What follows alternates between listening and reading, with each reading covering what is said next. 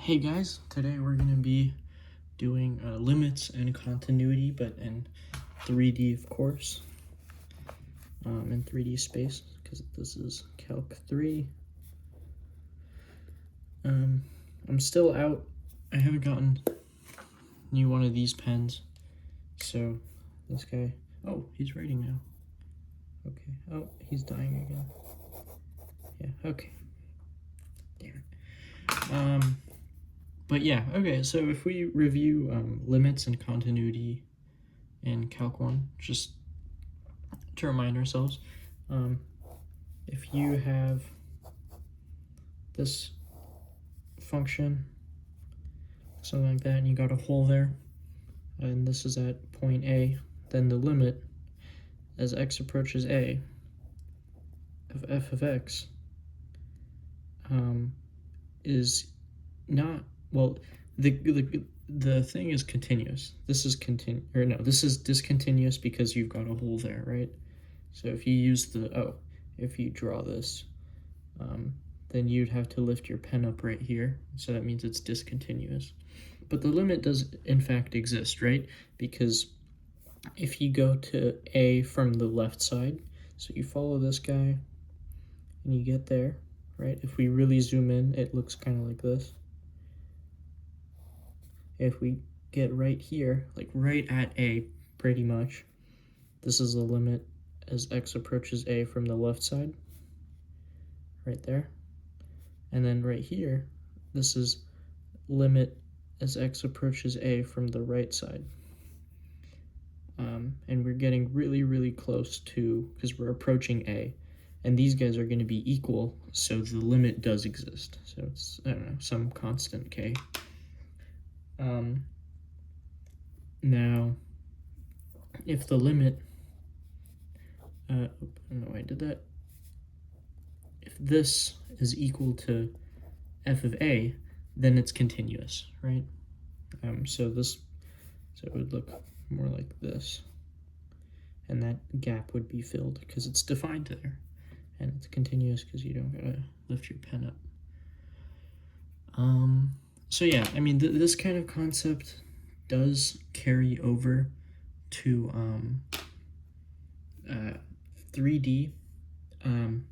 You want to be checking for continuity and if things are defined at certain points. Except what's the big shift here is not only that you have two variables now, so stuff could look really weird and complicated, but that you need to check multiple paths. You need to have so if you have multiple paths, so for this kind of, I don't know, if you have something like this, or let's just do something more arbitrary. If you have some kind of surface like this, and then, I don't know, you wanted to see it as the limit approaches like this point right here. Is this defined on the surface? Well, if you want to find a limit here, you need all these different paths. You need parabolas. I don't know, this is a parabola, and it needs to go through this point. You gotta check a line that goes through that point as well. And you have to take all these different paths, that we call them, to get to that point. And if that function is still defined through all those paths and it equals the same thing, then the limit exists. It's just like how we see if the left and right hand limit are equal, then we say the limit exists in R2. Those are two different paths, but they have the same limit. It's the same kind of thing here, but you have infinite paths, and they all have to equal the same thing in order for that limit to exist. And this is kind of scary because you're like, man, how am I going to check infinite paths?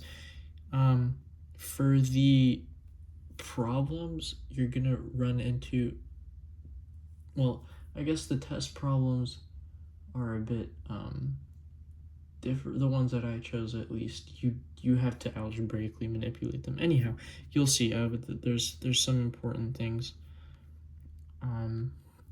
Okay, so let's start with one example. So this guy right here, limit as x comma y approaches 0 comma 0.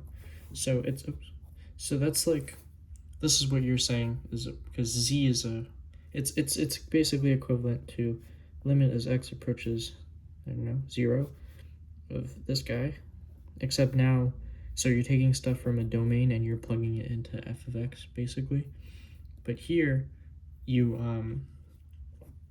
taking 2 points because your domain is going to be 2D and you're plugging them in, so that's all that means. And then we're going to take y squared minus 4x squared over 2x squared plus y squared. So let's see. If you plug in, okay, so if we were to plug 0, 0 in and we got a number, then we know that this kind of approach is true and that it's continuous and it's defined, and that would be our limit. But here that's not the case, right? Because you would just get 0 minus 0 over 0 plus 0, and that's just 0 over 0, and you can't do that. What you can do, though, is, remember, we have to check different paths. So let's check something. We need to take paths that intersect this point right here, 0, 0. So we could take something really simple. We could do the x-axis and the y-axis, right? Because those are two paths that go through that point. So for the x-axis, we're going to illustrate that as t comma 0, right? Because that's, if you have this, then, I don't know, t equals 0, you have this, t equals 1, you have this, and that's just going to form the x-axis. And then the y-axis is 0t. So then you plug them into here. So we see that so y is 0 and x is t. This is just a parametric thing for the x-axis. So you have minus 4t squared over 2t squared. And this is equal to, so these guys cancel, and you get negative 2. That's our limit for this. Here, we're going to get t squared over t squared, and we get 1. So that's, these two paths are not equal. So we could conclude that the limit does not exist. That's what's really easy about deciding whether a limit exists or doesn't exist. Typically, what I've noticed, at least from what I recall, is it's really rare for them to give you a problem that doesn't exist. I think that might just be like a filler choice for people that might be unsure, that they didn't do calculations right. It's a really easy option to put down, just because sometimes people make mistakes in their calculations and they get limits that don't match, and they'll conclude that, oh, the limit doesn't exist. So you might want to double check your work if you get this kind of response. But that's how you'd say that it doesn't exist. It's really easy. You just have to find one discrepancy between paths that you're checking. That's all. Okay, so let's look at our next example.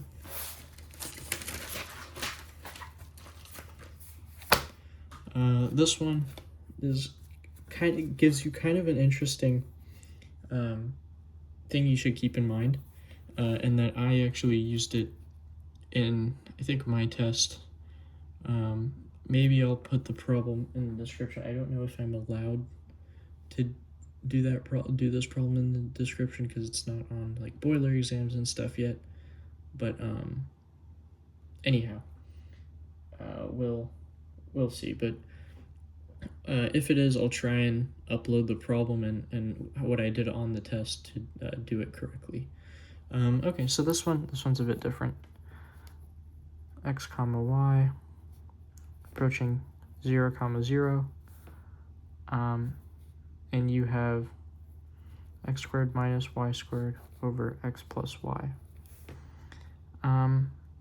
So I think this just comes with like doing enough of these problems, but when you see kind of a summation, I guess this is x squared plus negative y squared, and when you see summations and things being squared, this is like a kind of symmetry. It just always, it should tell you to factor. And this is going to save us a lot of time with some problems, because if you could algebraically simplify this, you're not going to have to check, oh, let me check the x-axis, or let me check the y-axis, or let me check this parabola, right? You won't have to do that. If you could algebraically manipulate this and get a general expression for this, then you don't have to check all these different paths. So let's see. So you could use the difference of squares formula, right? X plus y, x minus y. And these are going to cancel. And then you just get limit as x and y approach 0, 0 for x minus y, so the limit is just 0. And this is, again, generalizable to all kinds of paths, so you don't have to waste your time checking all of this. Plus, they're infinite paths, so it's kind of redundant. And I feel like they won't have you do... Yeah, they typically don't have you check the paths. It's typically some kind of manipulation. Okay, now let's look at this next example. Limit x, y approaches 0, 0 for sine of x squared plus y squared over x squared plus y squared. So this is the like tip I was talking about that really helped me. Like sometimes with these kinds of things where if in the numerator and the denominator you have the same kind of expression repeated multiple times, you can assign a variable to it and treat it as a single variable limit, and it just makes the problem so much easier. So if you just said t is x squared plus y squared, you could rewrite this whole limit as t approaches 0 for sine t over t. And this is just like, this is just common knowledge that this limit is 1, right? So this approach helps a ton with certain problems. Like, I think, I don't quite remember, but I think on my test, I had something that resembled this, and I literally used L'Hopital's because I could do this kind of simplification. It makes it really easy. And these problems are easy points on the test. They've every single exam one, they ask one of these. No more, no less. They always ask one multivariable limit question, and it's free points. If you just get used to it, it's free. So yeah, I think this is a really easy section. I even skipped one of the previous lessons. I think it was called Functions of Several Variables, because I felt that it was just kind of repetitive stuff that I don't really have to explain. And there was nothing really new and impactful in those lessons that needed to be capitalized. But if you think that I should go back and recreate those videos, then just let me know in the comments. But I really don't think they're that important. Nothing too difficult. Okay, so now we could jump into the test problems. Oops. So this first one is from spring 2025. It just has you evaluate this limit. So it's limit as x comma y approach 1 comma negative 2 y to the 4th plus x squared y to the 4th minus 16 x squared minus 16 all over y squared minus 4. This is also a common thing that they like to do on exams. They like to put a really long numerator. Sometimes, I don't think in this one you're going to have to do it. We'll see how the work comes out. But sometimes you'll have to split them. I think one of these following examples, you're going to have to split them. But for this, you might not have to. So keep in mind that you can split limits, and the total limit is just going to be the sum of the splitted versions of the limit. Okay, so we see that you can factor out this y to the 4th from here. So you're going to get y to the 4th times 1 plus x squared. And then from here, you could factor out a negative 16. So minus 16 times x squared plus 1 over y squared minus 4, right? Now, you could simplify this a bit further. You're going to get, you could factor out a 1 plus x squared, and you're going to get y to the 4th minus 16 times x squared plus 1 over y squared minus 4. At this point, you should be able to see what's going to happen. You could just change this to y squared plus 4 times y squared minus 4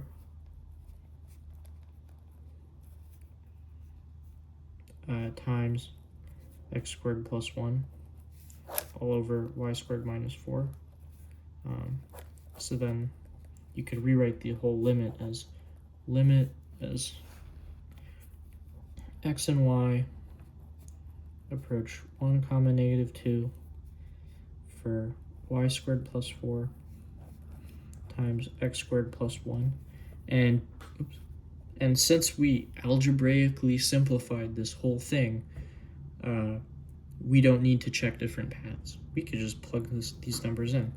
They're going to get, let's see, 2 squared is 4, so you have 4 plus 4 times 1 plus 1, that's just 8 times 2, which is 16, and that's our limit. That's option E, which is right.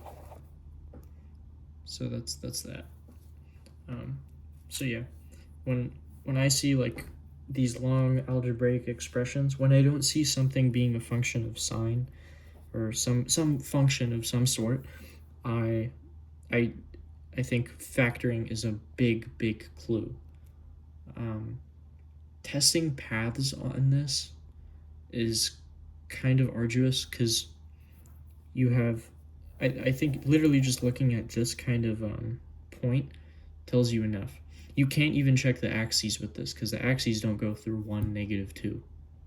You can't do a straight, like a y equals x line. You have to kind of tinker with this to get lines that, or paths that do work out, and it's a really long, it makes the already long process of finding paths and checking them, makes it even longer by modifying paths to go through this one point, and it's just really annoying. So I think that's like the biggest hint to tell you to like factor it in some way. Okay, this next one's kind of interesting. It's kind of different. I don't think they typically ask these. I don't think my test had this kind of question. I mean, it's still a limit question, but not in this style. So they tell you if this limit, let's see, x comma y approaches 0 comma 0 for x to the 6 minus 8k times x cubed plus y cubed minus y to the 6 all over x cubed plus y cubed. If this limit is equal to 16, what does k have to be? So you just have to simplify this kind of thing. And I think this one's really obvious because what did we say? We don't have any kinds of functions. We do have pretty nice paths, I'm not gonna lie. And you honestly, you can do it with a path, but You could also, you know, why don't we just try both? So let's just do the algebraic method first. So you could group the x to the 6 minus y to the 6, right?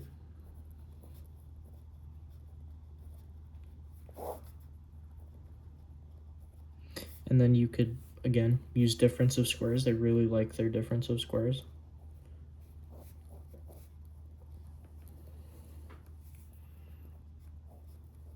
Minus 8k times x cubed plus y cubed over x cubed plus y cubed. And now everything in the numerator has an x cubed plus y cubed, so you could cancel them all out. You're going to get that x cubed minus y cubed minus 8k equals 16. And remember, we have this limit out here. Limit as xy approaches 0, 0.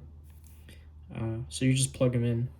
You're going to get minus 8k equals 16, so k equals -2. Right, and that's A. Yeah, that's right. That's the correct answer. Alternatively, you could check the paths. The paths might honestly be easier. I don't think when I was reviewing these problems, I don't think I used the paths, but the paths should be easier because if this is 0, 0, you could use one of the axes. And no matter what path you use, no matter what axis, no matter what parabola, no matter what you use for your path, the limit should equal 16. So let's just pick something that's really convenient. Let's just use the x-axis. So the x-axis is just t comma 0, right? So if we use that, then we would have t to the 6 minus 8k times x cubed, which is just t cubed. Then we have minus y to the 6, but y is 0. And then it's going to be over x cubed, which is this,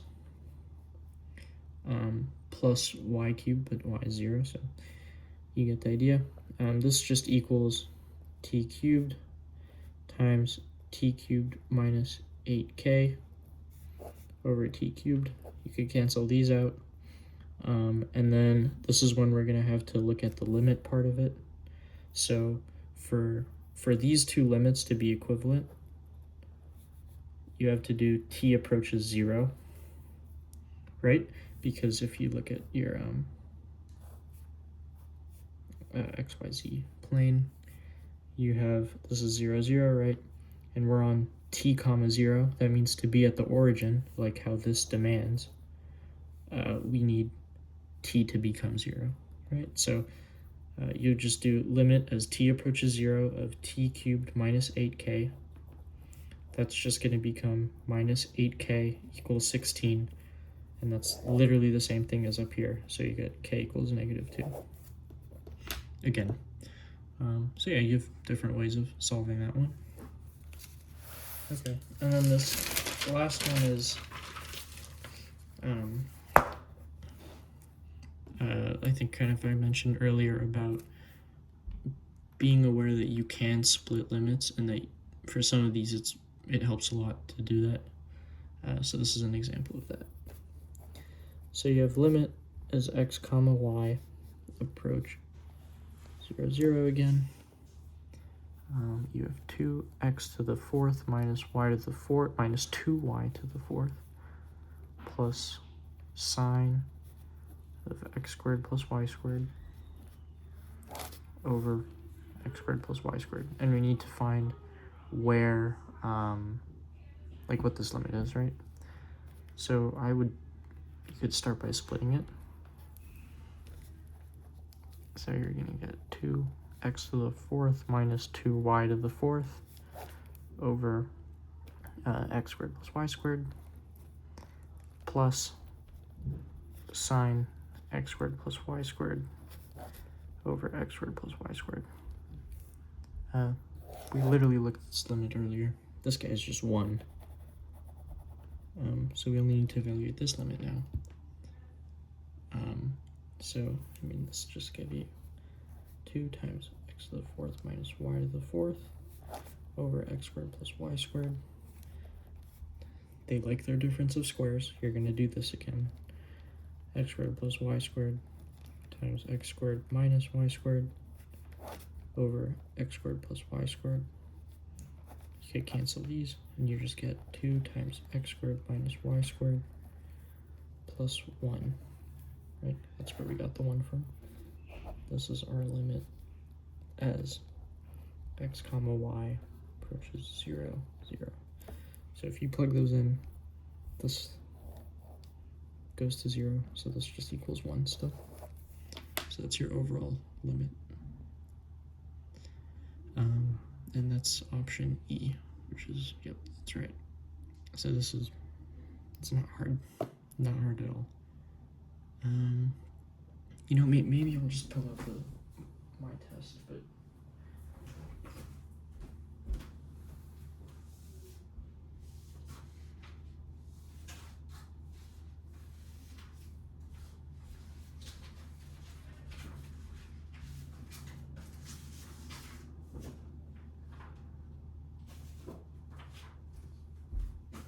okay. Yeah, I have my test here.